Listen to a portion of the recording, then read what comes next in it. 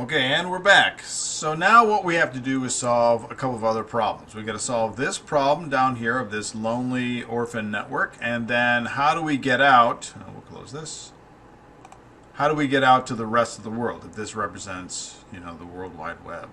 So let's solve those two problems, but let's talk about the issue first.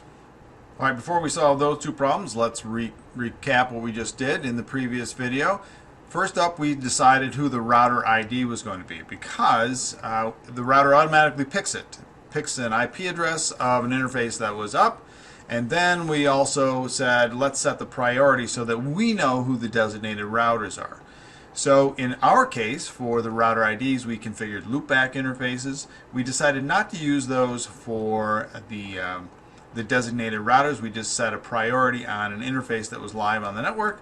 And so that's what we did. Now, in our case also, we are not going to set up NAT. It is one other strategy that you could use if that was the edge of your network. And the reason I included it in this slide is because, well, a lot of folks do put a NAT box on the edge of their router, and it makes sense that would be the designated router.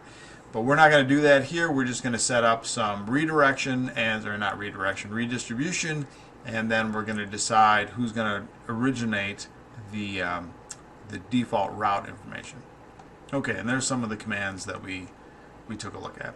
In our case, the rib depends on the version of the iOS that you have. We saw that there was the show IP OSPF database was out there. All right, so what are we going to do now? Well, the first thing up we're going to do is we're going to solve the orphan problem, and that is that poor 50 network that's all by itself out there. So redistribution solves the problem of if I have an OSPF topology that might be connected to a topology built with another routing protocol. In this case, we got EIGRP, but it could be RIP. The other problem is that we've got statically configured connectivity. So if I've got a static route out there, by default, OSPF does not forward those. And so if we wanted to, we wanted to advertise a static route, we could using redistribution. And we'll see how that works right now. So let's take a look at router number 2 here. This is the router that's going to be connected to these two networks. First up, we'll take a look at its routing table. Now what I've configured is a default route for router number 2. And this sort of makes sense, right? This is a stub network over here, and the only pathway out is through router 3. I could have done the same thing up here, but I was having this one participate in OSPF. But let's say for whatever reason, I don't want this router to participate in OSPF. Okay, so we've set up this default route here, and we've got an IP address on this PC. Let's see if I make sure that I configured that. We do. So this is the 50net down here. And well, let's see what its connectivity is at this point. So we're fooling around a little bit. Let's see if we can get to 40.254. Well, 40.254 does not, so I was clearly doing a little testing earlier, but here we go. So 40.254, in order to solve this problem, it can't reach 40.254. The question is, does router 3 understand where the 50net is? And the answer is no. When we look at the routing table, it doesn't know where it is. So how would we get there? Well, we would set up a static route. So I would say IP route, what network do we want to get to? 50.0. Go back to net masks. Well, who's going to help us get there? Well, in this case, it is 40.253. Okay. So now, when I take a look at my routing table, we've got this additional route, and when we do a little bit of testing, whoops. Oh, for heaven's sakes. When we test this again, now we can get to 40.254. But what about to the rest of the world? Let's try to get to 30.252, our designated router.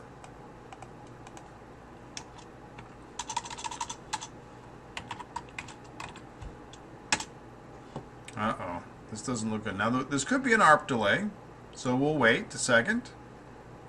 A couple of seconds.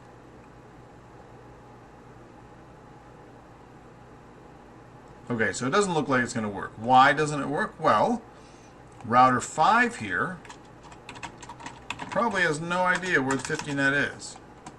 And that is true. No idea. So how would we then take part of the configuration that's statically configured, right? This is a static route. How do we take part of that configuration and then say, well, I want to tell the rest of the world about my static route so that everybody can get to the 50 net? Well, we would use redistribution. So I'm going to go to my OSPF process, and we got a little thunder going on outside. And I'm going to say redistribute. Well, what do I want to redistribute? Well, I could redistribute information learned by any route, and then we get some special designations. That's what some of these things are for, to tell us a little bit more about the routes that you're learning. But in our case, we just have a static route, so we're going to do static. All right. Fortunately, we are using class full network, so I don't have to futz around with any of the other details about the static route that I'm going to worry about. Okay. Well, that should have spawned some immediate link state advertisements, and I wasn't watching the simulation, but it's over by now. But the one that we're worried about is, did it get all the way up here to our designated router? And there it is right there. There's the 50 net. We can see now it's got this E2 designation, and that just means that it's an externally sourced, non-OSPF sourced network, and so there we go.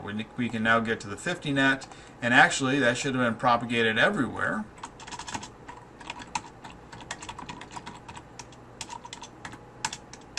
There we go. So everybody knows about the 50 net, and now we can get everywhere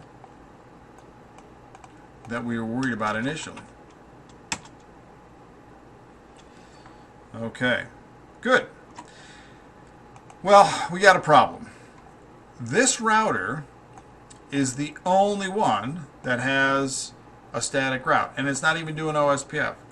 Now that's nice because it'll send everything that it needs help with to router number 3. But of course, router number 3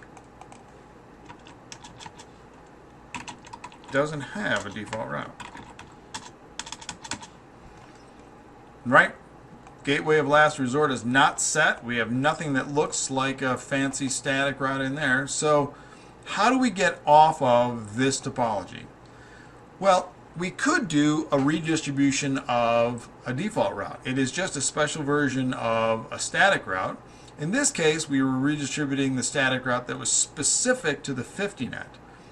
We could set up a default route here and redistribute that one. But really what we want is the best default route. Now, maybe it would be all the way on the edge of our network, right, if we wanted a default route out here. But really what we're going to do is we're going to say to the entirety of this particular area 51 who the default route is going to be. And so we are going to have router 5 originate the default route for everybody here. And we're just going to point over here. So how would that happen? How would that work? Well, let's take a look. So again, we know that default routes are a special version of a static route. So we could try to do the same trick, right? Redistribute static.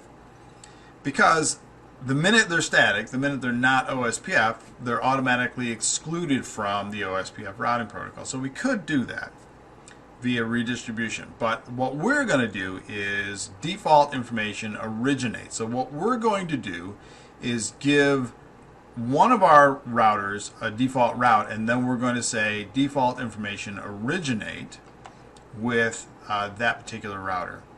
And what that does is it specifies just that route, not all of your static routes. So you might have some routes to management interfaces or things like that that you don't want getting around the topology. All right, so we're going to do that on router number 5.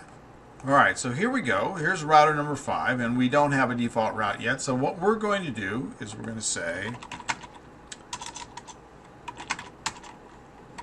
IP route 0.0.0.0, and the default route for this router is 172.16.02. That's this interface right. Whoops. That interface right there.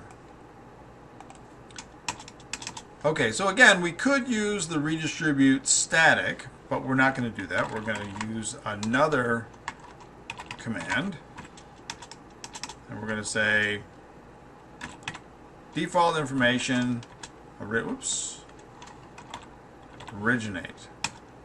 And that's pretty much it. Now, that spawns LSAs again, right?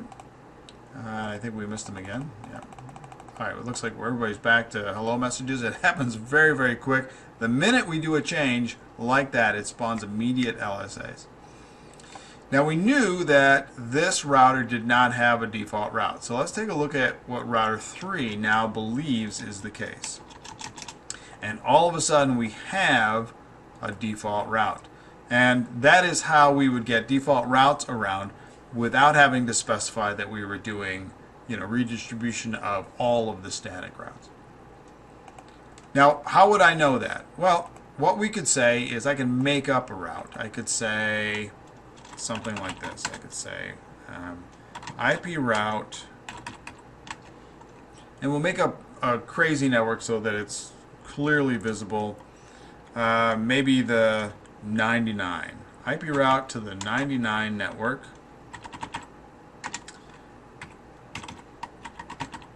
And we'll make that via 172.16.02, which we know would be a valid route, right? The network, the 99 network would be out there, right? But you saw there was no information on the screen here. There's nothing indicating that something was happening. Let's see if the 99 network appears down here. And the answer is no, it does not. So we know that this happens fast, right? Because I just added the route. If I take a look at the routing table for router 5, right, we have a default route. We added a static route. So all of this theoretically would be propagated. Well, it didn't propagate the static route because I only said source your default route information. Now let's see if this works. Let's give this guy an IP address if we haven't already. We'll make this 24.0.0.1 and our default gateway. I think that's what I set it to. Oh no. Alright. It is. So we'll let that come up. We'll do it real time to show you how I can make mistakes clicking around like crazy too. And what we'll do is we'll try to get to 24.0.0.1. As soon as that comes up. It takes 30 seconds. And for those of you who have been doing your studying, you know that that's because of spanning tree.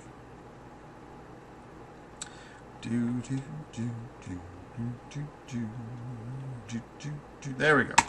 Fire away. Now, initially we'll have delays due to, updating the ARP tables and everything else. But there we go. We got all the way out to 24.1, which tells me that my default routing for everybody is working. We'll test it over here too, just for fun, because networking is all about fun. We'll do some ARP updates over here too.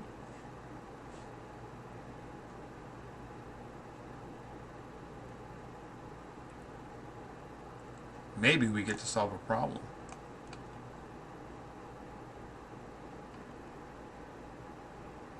Oh no. It's possible. I didn't set up my configuration here. I did that. Looks like we're good there. Well, let's see what this router knows. Maybe we get to solve a problem. Well, he's got the default routing down. Let's see if you can get out there. Ping 24.0.0.1. Wow, that router gets out there. I'm a little suspicious now of this host.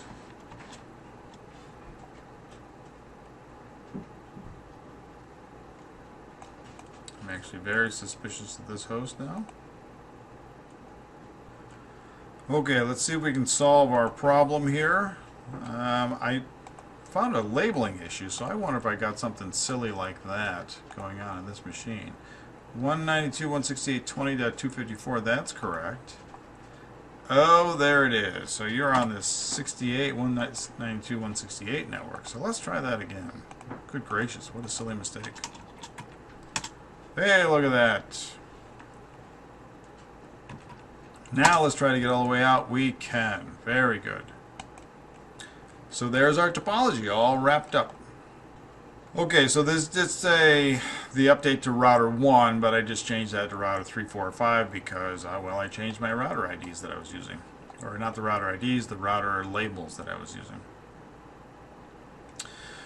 Okay, that was a lot for this morning. So that was router IDs, and we did the router ID changes so that we could specify and understand a little bit more about what was going on. We tied the router ID to a loopback interface, and that address would be advertised out both sides, and we know when we're looking at packets or we're looking at display output or command output exactly what router we're talking about. Now we also changed who the designated router was, and we used the router priority to do that, and what that allows us to do is specify who is going to source all of the routing information. And some routers are better choices than others, rather than letting OSPF figure it out just by default priority of 1 or whatever interface happens to come up first. And then we said, well, we can redistribute other routing information. In this case we did static, but you could do it from another protocol.